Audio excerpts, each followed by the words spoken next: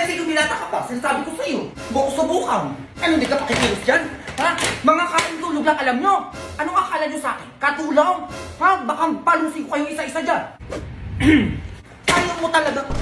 1, 2, 3. Ay, anak, ba't may pera ka?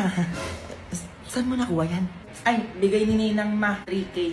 Ay, anak, baka gusto mong ipatago muna sa akin. Save yan kay mama, o hindi yan mawawala. Ay, hindi naman maglilinis na lang ako ng bahay. Ay, naku, wag na.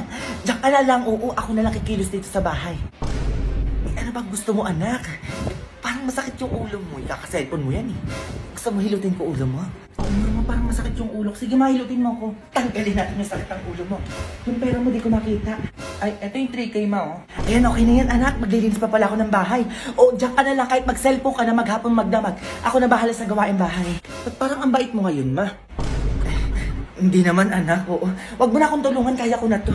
Ang daming labahin, no? Ang dami, eh. Ay, oo, ang dami nga. Nak, tignan mo ako nagawain si mama, oh. Oh, sige ma, magwalis ka lang dyan. Nak, punasan ko lang muna yung TV, ha, para pag nanood ka, diba? Maayos. Yan, tama ma, punasan mo.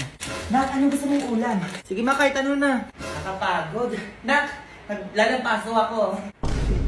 Nak, ma, love you, nak. Bait ha. O anak, tapos na ako. Baka gusto mong patago mo na yan sa akin yung pera mo.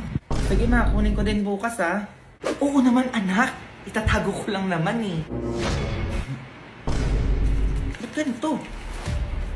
Ma, Play money! Ito kung ano-ano talaga nasa isip mo, manda ka talaga.